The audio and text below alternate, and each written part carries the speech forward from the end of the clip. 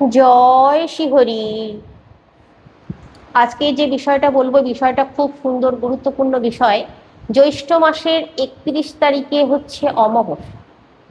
জ্যৈষ্ঠ মাসের প্রথমে অমাবস্যা হয়েছে, প্রথম দিন, আবার এই শেষ দিনে অমাবস্যা। এই জ্যৈষ্ঠ মাসটা মল মাস, আর এই শেষ দিন, জ্যৈষ্ঠ মাসের শেষ দিন আপনারা কি করবেন? এই শেষ দিনে মল মাসের সমাপন হচ্ছে। এই দিন আপনারা বিশেষ বিশেষ কিছু কাজ আছে যেগুলো করুন। করলে কি হবে, আপনাদের আগে যত রকমের খারাপ ঘটনাগুলো ঘটেছে বা আগামী দিনে যদি কিছু ঘটনা ঘটার সম্ভাবনা থাকে, সেগুলো সম্পূর্ণভাবে কেটে যাবে। আপনাদের গৃহে যদি কোনো দোষ ত্রুটি থেকে থাকে, আপনাদের বাস্তুতে যদি কোনো দোষ ত্রুটি থেকে থাকে, সেগুলো সম্পূর্ণভাবে কেটে যাবে। আমি এই বিশেষ বিশেষ কাজগুলোর কথা বলে দিচ্ছি, এগুলো অবশ্যই করুন। আর এই জ্যৈষ্ঠ মাসের শেষ দিন আপনারা অবশ্যই গৃহে এই কিছু জিনিস আছে যেগুলো আনবেন না কিনে। আর এই দিন অবশ্যই কিছু খাবার আছে যেগুলো খাবেন না। এই জ্যৈষ্ঠ মাসের শেষ দিন, মল মাসের সমাপন, আবার অমাবস্যা। তাই এই দিন গৃহে খুব ভালোভাবে মেনটেন করতে হবে, না হলে কিন্তু আপনাদের অন্ধকার ঘিরে থাকবে সব সময়। কখনোই আপনারা আলোর মুখ দেখতে পাবেন না। অবশ্যই কিন্তু ভালো করে মন দিয়ে শুনুন, প্রথম থেকে শেষ পর্যন্ত সঙ্গে থাকুন। আশা করছি এই ভিডিওটা আপনাদেরকে খুবই সমৃদ্ধ করবে এবং আপনাদের যে খারাপ অবস্থা চলছে, দোষ ত্রুটি নিয়ে আপনাদেরকে জীবন কাটাতে হচ্ছে, সেগুলো থেকেও সম্পূর্ণভাবে মুক্ত হয়ে যেতে পারবেন, বেরিয়ে আসতে পারবেন। আপনাদেরকে যেটা বলবো প্রথমেই, এই জ্যৈষ্ঠ মাসের শেষ দিন, অমাবস্যার দিন, আপনারা অবশ্যই গৃহে এই 5টি জিনিস কিনে আনবেন না ভুল করেও। এই 5টি জিনিসের মধ্যে হচ্ছে, রান্নাঘরের প্রথম জিনিসটি হচ্ছে হলুদ, দ্বিতীয় জিনিসটি হচ্ছে সর্ষে, এবার তৃতীয় জিনিসটি হচ্ছে ঝাঁটা, চতুর্থ জিনিসটি হচ্ছে জুতো, আর পঞ্চম জিনিসটি হচ্ছে ধারালো কোনো অস্ত্র। একেবারেই গৃহে আনবেন না, তাহলে কিন্তু আপনার গৃহে নানান রকমের অশুভ প্রভাব চারিদিকে কোণায় কোণায় বিরাজ করবে।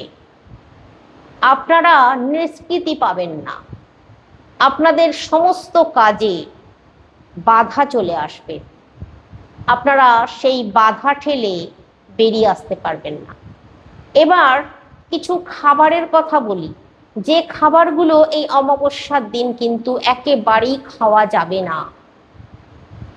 বিশেষ করে এই জ্যৈষ্ঠ মাস, মল মাসের সমাপনের দিন এই খাবারগুলো একেবারেই খাবেন না। প্রথম সবজিটি হচ্ছে উচ্ছে, করলা, নিম পাতা, চিরেতা পাতা কালমেঘ। দ্বিতীয় জিনিসটা হচ্ছে মাছ, মাংস, ডিম, পেঁয়াজ, রসুন। তৃতীয় জিনিসটা হচ্ছে লাউ, লাউ শাক, পুঁই শাক। চতুর্থ জিনিসটা হচ্ছে আপনারা এই অমাবস্যার দিন দই খাবেন না। পঞ্চম জিনিসটা হচ্ছে আপনারা এই অমাবস্যার দিন, মল মাসের সমাপনের দিন, শেষ দিন, চোঙা পোড়া কোনো খাবার খাওয়া যাবে না। রুটিও খাওয়া যাবে না।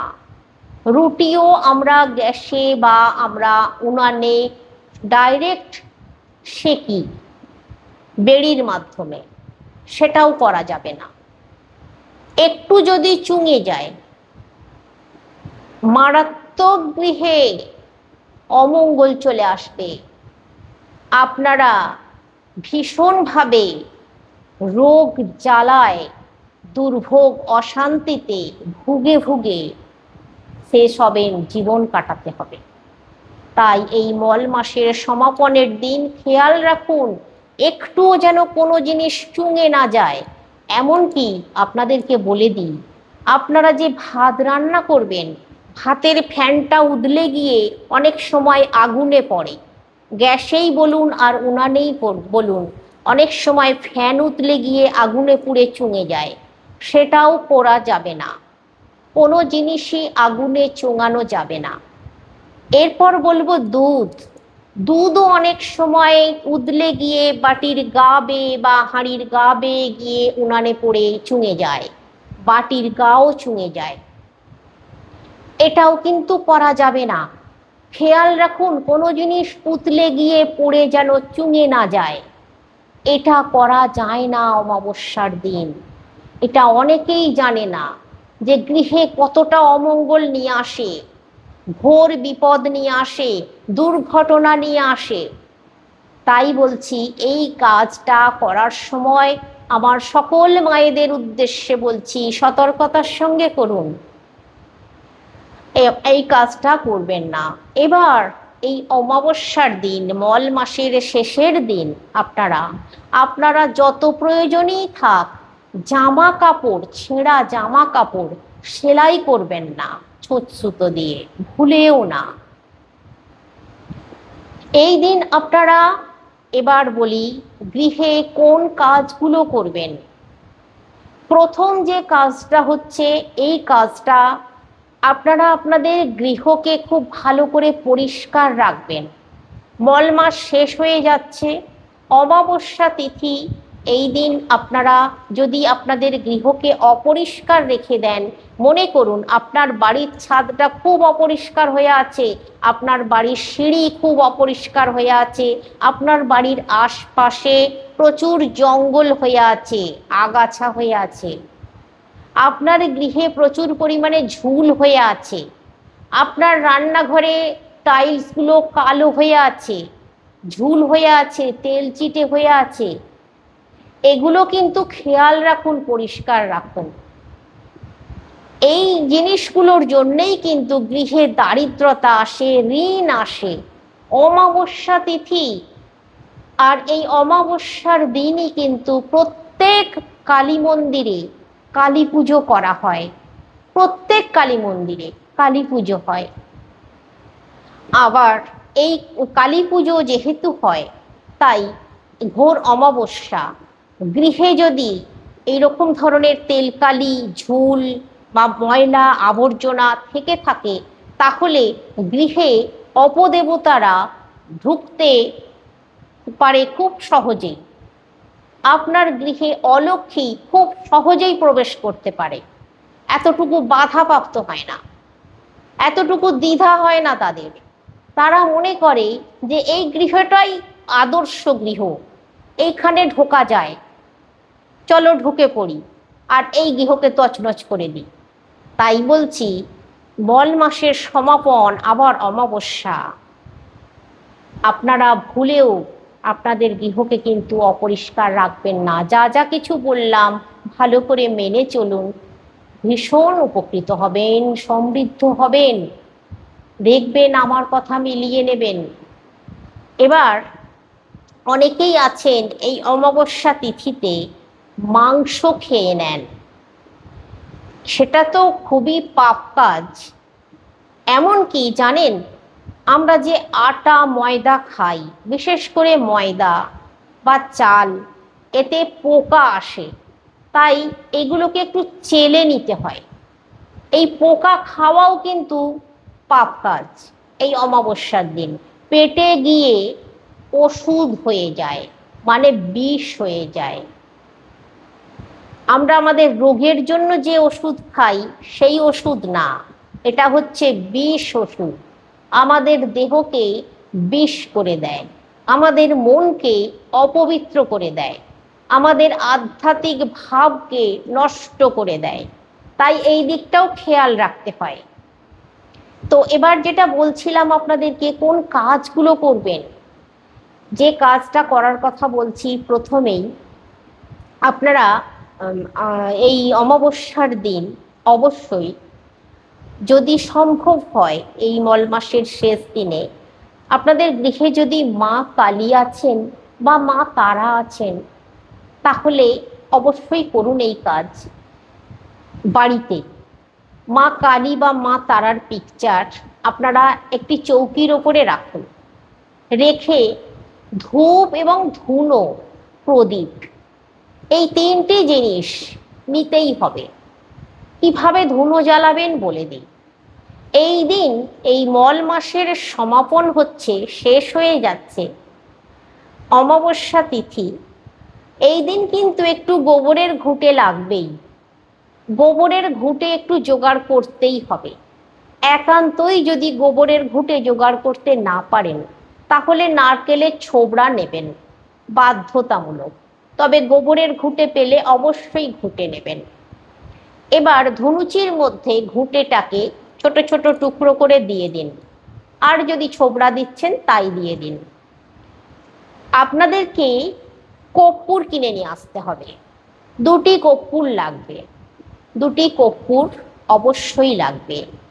আর লাগবে 5টি লবঙ্গ, কর্পূর আর লবঙ্গ আর ধুনো, একটু বেশি পরিমাণে ধুনো কিনে নিয়ে আসুন। 2টি কর্পূর কিনলেই চলবে, 5টি লবঙ্গ কিনলেই চলবে। নিয়ে এসে আপনারা আপনাদের গৃহে মা কালীকে, মা কালীর পিকচার চৌকির ওপরে একটা লাল রঙের কাপড় পাতবেন, তার উপরে মাকে বসাবেন। আর আপনাদেরকে নিতে হবে জবা ফুল, লাল টুকটুকে যে জবা ফুল, ওই জবা ফুল 5টা নেবেন, বেশি লাগবে না। আপনারা যদি ভোগ প্রসাদ খিচুড়ি রান্না করতে পারেন, সব থেকে ভালো হবে। এই অমাবস্যার দিন, এই জ্যৈষ্ঠ মাসের শেষ দিন, নিরামিষ খিচুড়ি যদি রান্না করতে পারেন, মানে নিরামিষ খিচুড়ি বলতে মুগের ডাল ঘি দিয়ে, যদি কামিনী আতপ চাল বা আতপ চালের খিচুড়ি মুগের ডাল ঘি দিয়ে আপনারা তৈরি করুন। তাতে আপনারা ঝাল মশলা দিতে পারেন, কিন্তু আমিষ জিনিস ব্যবহার করা যাবে না, সম্পূর্ণ নিরামিষ, ঠাকুরের ভোগ যেভাবে হয় সেইভাবে। এখানে হয়তো অনেকেই বলবেন আমার বাড়িতে ঠাকুরের বাসন আলাদা নেই। আপনারা আপনাদের গৃহে যে বাটিটা বা যে হাঁড়িটা সম্পূর্ণ নিরামিষ রান্না করার জন্য রাখেন, প্রত্যেকের গৃহেই কিন্তু থাকে। আমরা সকলেই হিন্দু সনাতন ধর্মীয়, আমাদের প্রত্যেকের বাড়িতেই একটি নিরামিষ বাসন থাকবেই, যাতে কোনোদিনও মাছ মাংস করা হয় না, সেই রকম জায়গা নিয়ে নিন, তাতে করে রান্না করুন, তাহলেও চলবে।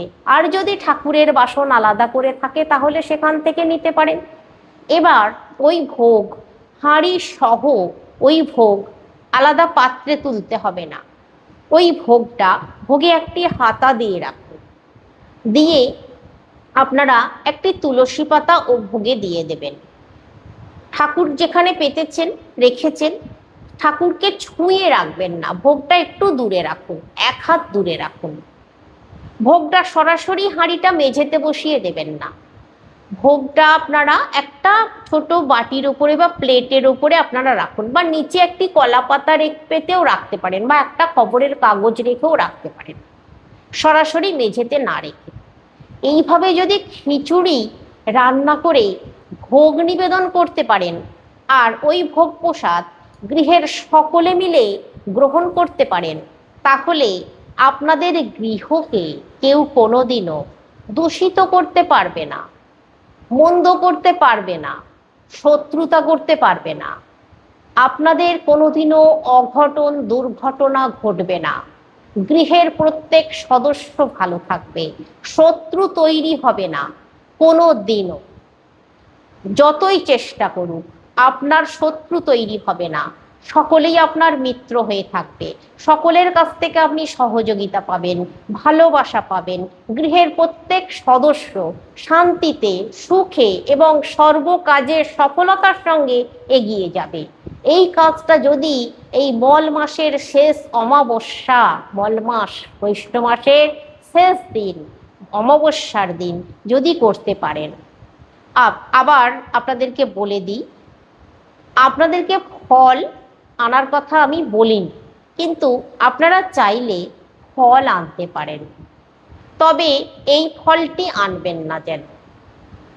নাশপাতি নামে একটি ফল আছে, আপনারা সকলেই জানেন।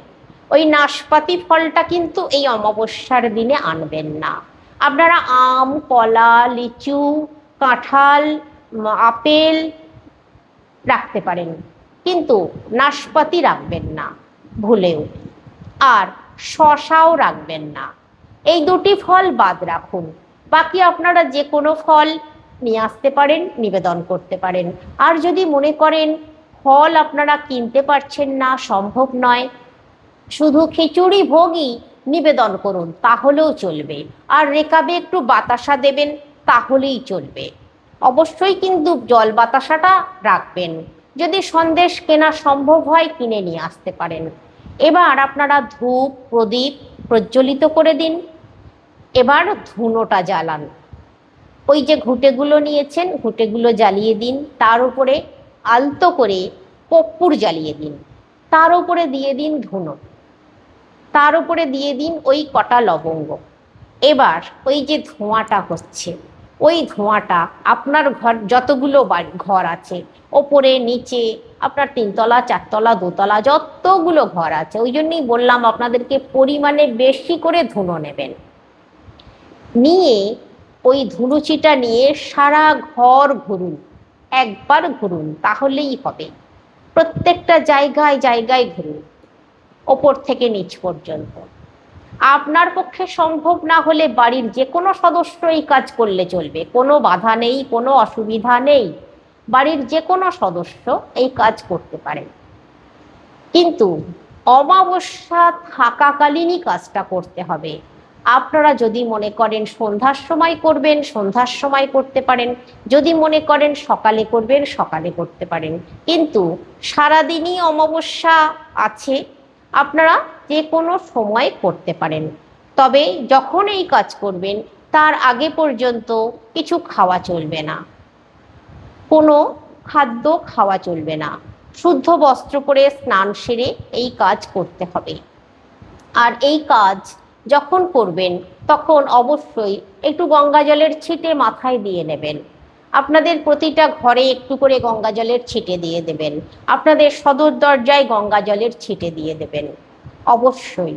আর একটি স্বস্তিক আপনাদের সদর দরজায় এঁকে দেবেন, হলুদের স্বস্তিক, সব থেকে শুভ। হলুদ গুলবেন তেল দিয়ে, আর এই অনামিকা আঙুল দিয়ে সদর দরজায় একটি স্বস্তিক এঁকে দিন।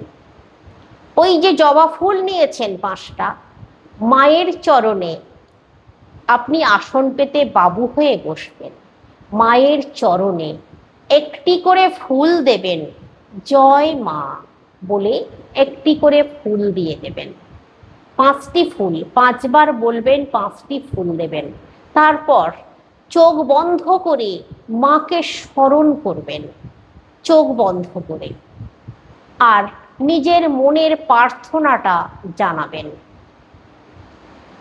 এবার যে ভোগ নিবেদন করেছেন, ওই ভোগে তুলসী পাতা যখন দেবেন, হে ঠাকুর, এই সামান্য অর্ঘ্য গ্রহণ করো, প্রসাদ করে দাও, আমাদের জীবনকে মঙ্গলময় করে দাও, আমাদের শান্তি এনে দাও, আমাদের বাধা বিপদ কাটিয়ে দাও।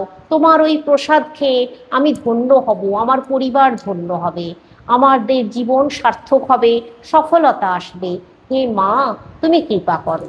এই বলে আপনারা প্রসাদে তুলসী পাতা দিয়ে দিন একটি। তারপর শঙ্খধ্বনি করে দেবেন, আর চারিদিকে ধুনো দেখিয়ে দেবেন। এইটুকু কাজ যদি করতে পারেন, আপনাদের জীবন থেকে বিশ্বাস রাখুন, মায়ের কৃপায় সমস্ত কিছু দূরীভূত হবে। মল মাস বলে অনেকেই দুশ্চিন্তায় ছিলেন যে এই যে মল মাস, এই মাসে তো কিছু করা যায় না পুজো অর্চনা, আমাদের গৃহ বুঝি অপবিত্র হয়ে গেছে, আমাদের গৃহে ভীষণভাবে মানে আর কোনো কাজে আমরা উন্নতি করতে পারবো না, এই সমস্ত ভাবনা চিন্তা করছেন। তারা সম্পূর্ণভাবে নিশ্চিন্ত মনেই যা যা কিছু বললাম করুন, দেখবেন জীবনে কোনো দিনও আপনাদের অর্থের, টাকা পয়সার অভাব হবে না। অর্থ আপনাকে আকর্ষণ করবে, দেখুন না করে। অনেক জায়গায় তো যান আপনারা অর্থ অর্থ করে, অনেক তাবিজ কবচ পড়েন, অনেক মাদুলি পড়েন, অনেক কিছু ওষুধ শিকড় বাকড় দেয় আপনারা ব্যবহার করেন, ধারণ করেন, অনেক শিকড় দেয় যেগুলো ধুয়ে জল খেতে বলে সেগুলো করেন, অনেক টাকা পয়সাও খরচ করেন। কিন্তু আপনাদেরকে যেগুলো বলছি এগুলো শুধু ঘরে বসেই করুন আপনারা, এমন কঠিন কাজের কথা কিন্তু আমি বলছি না। এগুলো করলে দেখবেন আপনাদের সমস্ত কিছু যত রকমের বাধা হয় সব কেটে যাবে, বিশ্বাস রাখুন। আসছি আজকে